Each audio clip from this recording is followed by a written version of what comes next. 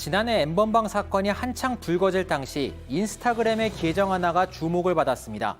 성착취물 거래 혐의를 받는 피의자의 신상을 한 명씩 공개했기 때문입니다.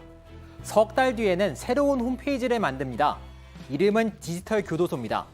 범죄자에 대한 관대한 처벌의 한계를 느낀다. 사회적인 심판을 받게 하겠다. 운영자는 이렇게 밝혔습니다. 그리고 강력 범죄자들의 이름, 얼굴, 고향, 직업 전부 다 공개했습니다. 판결을 선고한 판사의 신상 정보까지도 올렸습니다. 솜방망이 처벌로 인해서 범죄자들의 범죄가 진화하고 있다 이렇게 주장했습니다. 디지털 교도소를 지지한다는 의견과 자의적인 신상 공개는 사적인 복수이고 인권 침해라는 반론 사이에서 논쟁이 벌어집니다. 결국 문제가 터지죠. 성범죄자와 이름만 같은 다른 사람을 잘못 공개해서 무고한 피해자가 나왔습니다.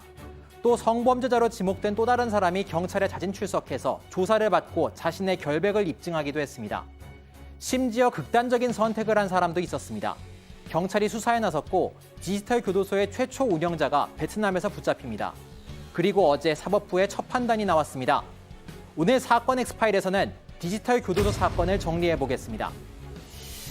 자, 어떻게 보면 이 디지털 교도소 문제가 일종의 사적 복수라는 그런 개념으로도 해석할 수 있을 것 같은데, 하필 또 뭐 남의 방송 드라마에서 제가 뭐 언급은 안 하겠습니다만 요즘에 이 사적 복수, 복수 대행 뭐 이런 걸로 인기를 얻고 있는 드라마들이 있지 않습니까? 그러니까 법의 테두리에서 속 시원히 해결하지 못한 데에 대한 갈증. 자, 때문에 이제 대중들이 이런 문제가 나오면 또 열광을 하고 열띤 반응을 보여주는 건데, 자, 디지털 교도소 어제 저희가 속보로도 전해드렸지만 운영자가 징역 3년 6개월 실형을 받았어요. 나중에 뭐 이런저런 내막이 다 드러났지만 일단 시작은 SNS로 진행이 됐죠. 그렇습니다. 소셜미디어에서 시작됐습니다. 처음엔 정말 최근에 말씀하신 드라마들처럼 이렇게 복수를 해주는, 대신해줘서 인기 어떻게 보면 많은 관심을 받았던 곳입니다. 왜냐하면 당시 N번방이나 박사방 같은 성착취물 유포 제작이 된 카톡, 텔레그램 이런 것들이 많이 알려져 있었고 이러한 수사 상황들에 대해서 많이들 궁금해했습니다. 그래서 피의자들의 신상을 공개해달라 이런 여론이 많았는데 이때 디지털 교도소의 전신인 인스타그램에서 이들의 신상을 공개하게 됐고요. 학력, 학창시절 사진, 연락처 등을 공개하면서 빠르게 제보도 많이 받게 되고 구독하는 사람들도 늘어납니다. 그래서 불법 게시물 신고를 많이 받게 돼요. 왜냐하면 어떻게 보면 명백한 불법 행위이기 때문이죠. 그래서 지난해 6월부터는 홈페이지를 만들어서 따로 운영을 시작합니다.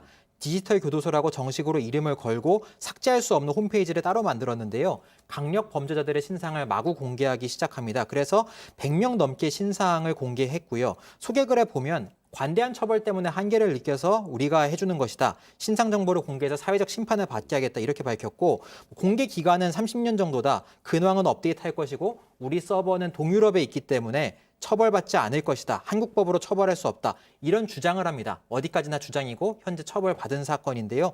어쨌든 이런 식으로 계속해서 주장을 하면서 홈페이지의 규모를 키워나갑니다. 그 세계 최대 뭡니까? 아동 성착취물 사이트 운영자 손정우, 그 미국 송환을 거부하면서 우리 법원에서 뭐 받겠다 뭐 그랬던 거잖아요.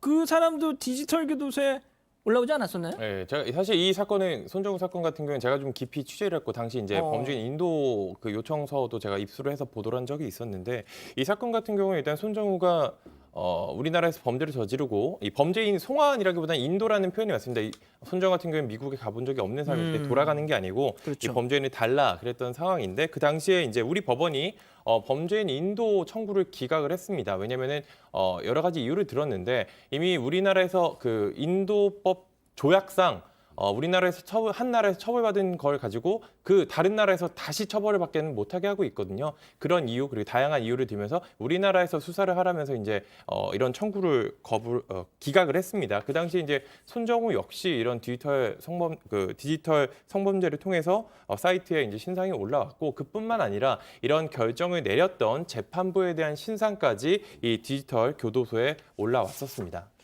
자, 당시 논란이 크게 일자 이 운영자가 우리 JTBC 취재진에게 직접 입장을 밝힌 적이 있었습니다.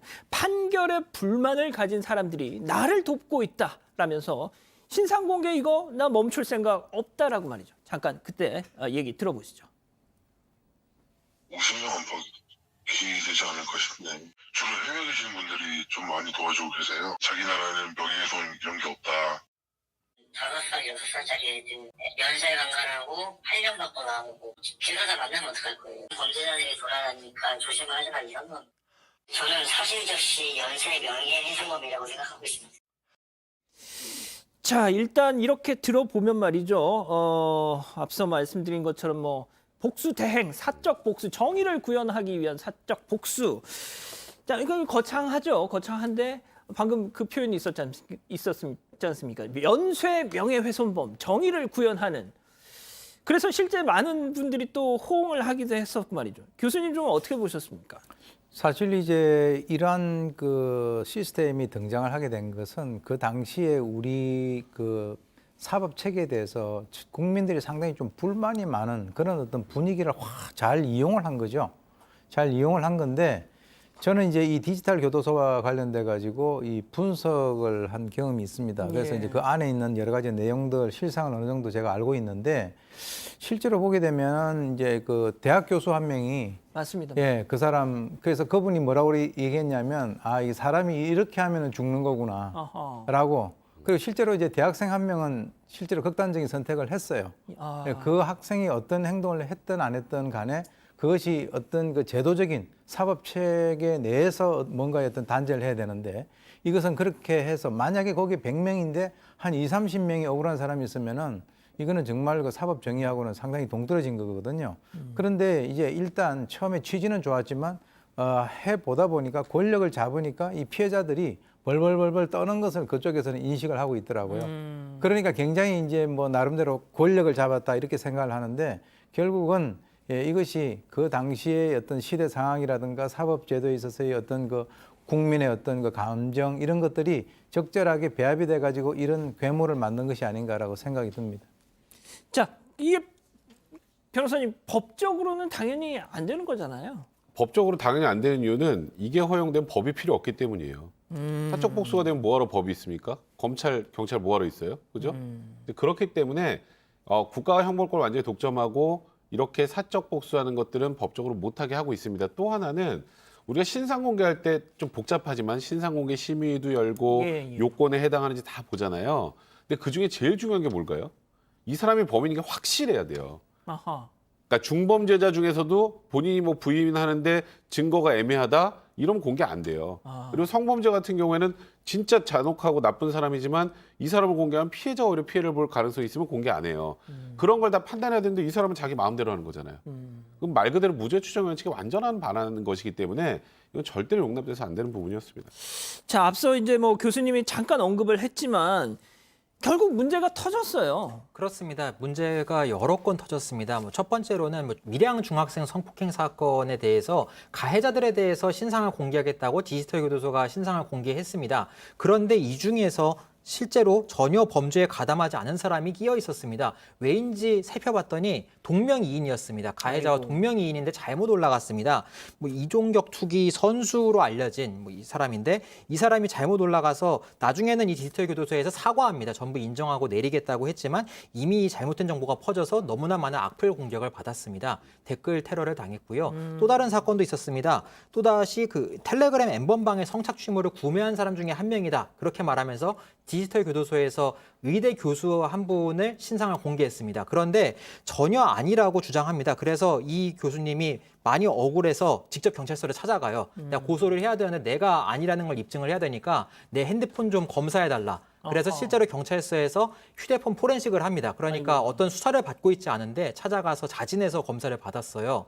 그렇게 해서 그 결과를 공문으로 받아서 나는 이렇게 결백하다. 그러니까 너희가 나의 명예를 훼손한 것이다. 이렇게 주장하는 사건도 있었고 결론적으로는 정말 무죄를 입증받기 위해서 유죄 추정의 원칙을 좀 적용당한 사건이 되어버렸습니다. 한 일에 대해서는 증명하는 건 상대적으로 쉽지만 하지 않은 일을 그렇죠. 증명하는 건 사실 쉽지 않거든요. 그럼요. 그렇기 때문에 이런 부분이 좀 더 조심스럽게 접근해야 되는데 한 대학생의 사건이 있었습니다. 서울에 소재에 있는 한 대학교에 다녔는데 이 남학생이 지인의 얼굴을 이용한 이런 성착취물을 거래했다 이렇게 지목을 당해서 신상이 공개됐습니다. 본인은 강력하게 부인을 했는데도 이런 신상이 계속 공개가 돼서 이 대학 커뮤니티 내에서도 이 문제가 되니까 결국에는 이 학생이 극단적인 선택을 했습니다. 예. 근데 저희 사실 이제 기자들이 이제 취재를 하고 보도를 할 때도 처음엔 뭐 이씨, 김씨, 박씨 쓰다가 이제는 뭐 A씨, B씨, C씨 쓰지 않습니까? 뭐 저희가 몰라서 그렇게 쓰는 게 아니거든요. 이게 결국에는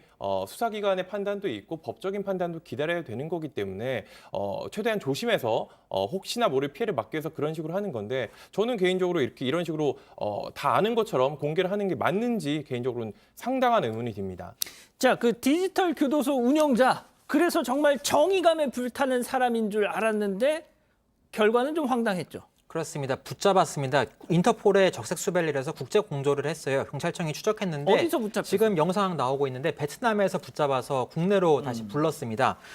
그 상황을 살펴봤더니 이 남성이 다른 범죄 혐의가 있었어요. 아이고. 대마 흡연 범행 등을 저질러서 대마? 예, 재판에 넘겨졌는데 출석을 안 해서 수배가 내려진 겁니다. 그랬는데 재판에 안 나오고 출국했어요. 도망가서 이미 재판에 나가셔야 되는 분이었고 그래서 이분이 나중에는 붙잡혀서 들어와서 이제 재판에 넘겨졌죠. 그리고 홈페이지나 인스타그램도 전부 접근 금지 조치가 내려지고 2기 운영진이 물려받았지만 현재 홈페이지는 전부 폐쇄가 돼 있고 다시 운영한다면 수사 대상으로 또 오를 수 있습니다.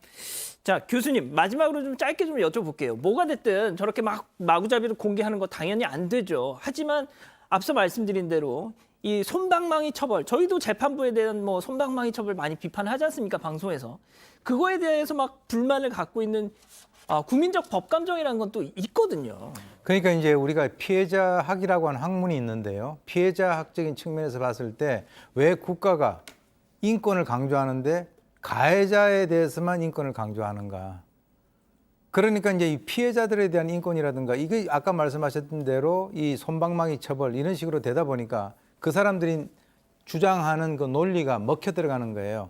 연쇄 아동 성학대범이 뭐 나와가지고 8년 뒤에 또 돌아다니는 것을 어떻게 할 거냐. 예. 그래서 처음에는 이 국민들의 호응이 굉장히 아주 열화 같았어요. 근데 나중에 이제 점차적으로 있다 보니까 야, 이거는 이렇게 해서는 안 되겠다라고 이렇게 국민들이 이제 각성을 하고 거기에다가 이제 잘못됐다라고 느끼기 때문에 이제 이것이 된 건데 제가 볼 때는 뭐 우리 그 사법부도 이 국민 법감정에 대해서 좀 이렇게 고려를 하실 필요가 있다 이렇게 봅니다. 알겠습니다.